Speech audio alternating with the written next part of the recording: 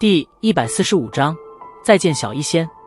再次行走在人流拥挤的小镇之上，听着周围的喧闹声，已经隔绝人世几个月之久的萧炎不禁有些感叹，人类果然是一种喜欢群居的生物，若是让自己在野外单独的待上个几十年，不知道还会不会说话。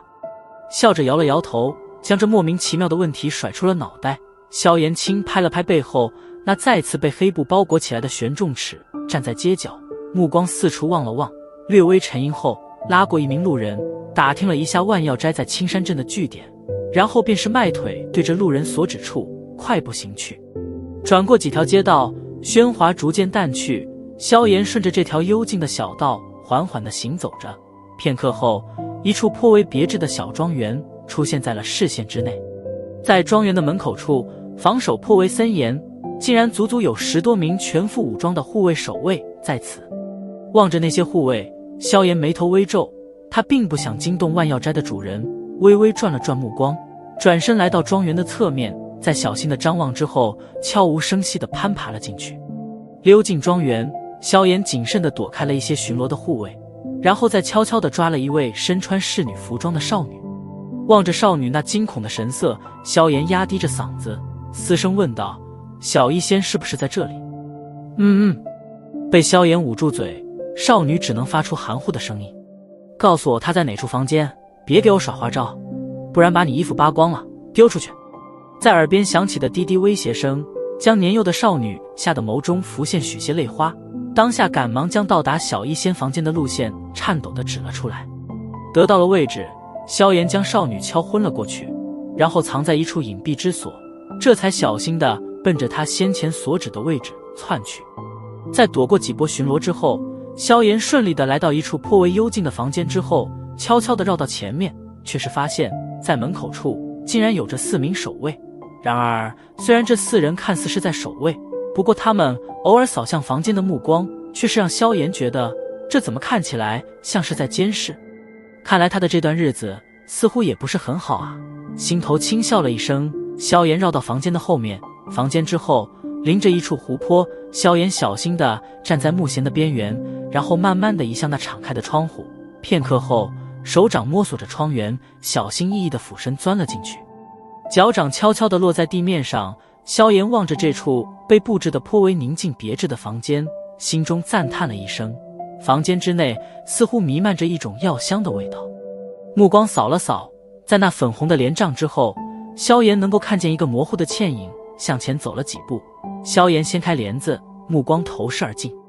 在一处小台之上，身着白色裙袍的女子正低头细心地配置着药粉，偶尔会用一只小小的水晶条挑上一点粉末，放在翘鼻下轻轻嗅着，再次融合进了点药粉。白裙女子似是有所察觉，猛然地抬起头来，然而当其目光扫到那张笑盈盈的少年脸庞时，眸中的寒意方才缓缓淡去，视线扫了下门外，对着萧炎轻轻招了招手，微笑着行至小台边。萧炎盘腿坐了下来，轻笑道：被监视了？嘘，先别说话。轻摇了摇玉葱指，小医仙忽然从怀中掏出一个小玉瓶，然后从中滴出一滴淡红色的液体，最后轻轻地擦拭在萧炎手掌上。你干什么？望着小医仙的举动，萧炎不由得诧异的道：房间里的香味是一种慢性毒药，闻进体内对你不好。小医仙微笑道：不过只要涂了我配制的解药，便能免疫它。惊愕的摇了摇头，萧炎苦笑道：没想到你竟然连自己的房间都放毒。笑了笑，小医仙掠过额前的青丝，有些无奈的道：我也没办法呀，若女子实力不行，只能采用这些旁门左道来防身喽。你哪里弱？这种下毒的手段，神不知鬼不觉，就是连我也差点着了道。摇了摇头，萧炎笑道：外面的人被监视了。笑着点了点头，小医仙随意的道：狼头佣兵团把我得到宝物的消息散发了出去，这万药斋的主人也对那东西起了贪婪心，这段时间一直想要从我手中取走七彩毒晶，不过都被我打发，可最近他似乎越来越有些不耐了。那怎么还不走？以你释放毒药的能力，这里应该还没人能拦住你吧？萧炎笑问道。等你来救我呀。俏脸上扬上笑容，望着萧炎那无奈的面孔，小医仙笑盈盈的道：我要研习七彩毒经，自然需要大量的药材以做试验，这里不正是最好的地方吗？不过今天我想也应该走了，因为这是那家伙给我3天期限的最后一天了。将桌上的药粉收集进小瓶之中，小医仙偏头凝视着萧炎，微笑道：你又出乎了我的意料，没想到你不仅在魔兽山脉内部活了下来，而且实力还大有精进，看来选择你做盟友似乎是我最明智的决定。嘿嘿，侥幸而已。笑了笑，萧炎站起身来，笑道：走吧，我还想去找狼头佣兵团的麻烦呢。哼，也算我一个吧，我有今日的地步，也是他们的推波助澜，如今要离开这里了，自然也要送他们一个纪念。俏生生地站起身来，小医仙淡淡的笑道：我来找你，自然便是打的这主意。萧炎笑了笑，小医仙所精通的毒术，即使是他也忌惮几分，能有他的相助，端掉狼头佣兵团并不困难。就在小医仙开始收拾东西之时，门口处却是传来敲门声，一道中年人的声音传了进来：呵呵，小医仙在吗？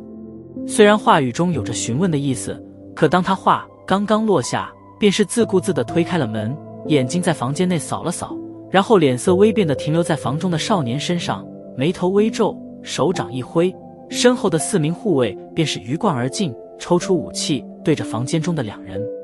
小医仙，这位是？中年人目光扫向一旁低头自顾自地收拾着东西的小医仙，皮笑肉不笑地问道：萧炎。萧炎瞟了一眼小医仙，然后笑道：萧炎，你不是被追杀进魔兽山脉深处了吗？闻言，中年人脸色一愣，旋即眼瞳中掠过一抹喜意，客气地笑道：哼，没想到萧炎小兄弟本事竟然这般强横，居然能够从那号称死亡绝地的山脉内部走出来，真是佩服。侥幸而已。随意地抬了抬眼，萧炎微笑道：待会我要与小医仙一起出去，你是不能让让。脸皮微微一抽，中年人笑道：相见即是缘，既然小兄弟来了我们万药斋，自然要多留一阵子，我最喜欢的便是结交你小兄弟这种人。说着，中年人再次退后了一步，几名护卫将门口堵得死死的。他早听说萧炎身怀从山洞中所得的宝贝，如今他自动送上门来，自然不可能让他轻易走掉。姚先生，你看下你的右手掌，是否有些隐隐发青？将东西打成一个小包，小医仙将之背上，忽然抬头微笑道。听着小医仙此话，那名中年人脸色微变，赶忙张开自己的右手，果然是发现掌心之处隐隐的有些发青，当下急喝道：你对我下了药？呵呵，只是一点自保手段而已。笑着摇了摇头，小医仙轻声道：对于我所配置的药，姚先生应该知道其药效如何，若是我不告诉你解药配方，顶多再有1月，你便得毒发，到时重则丧命，轻则精神瘫痪。轻柔的声音在房间中回荡着，即使现在是炎炎烈日，可姚先生依然觉得是如坠冰窖。他没想到，即使自己已经足够小心，可却依然遭了小医仙的道。在性命与贪婪的平衡线上持续了许久，姚先生这才极为不甘地恨恨道：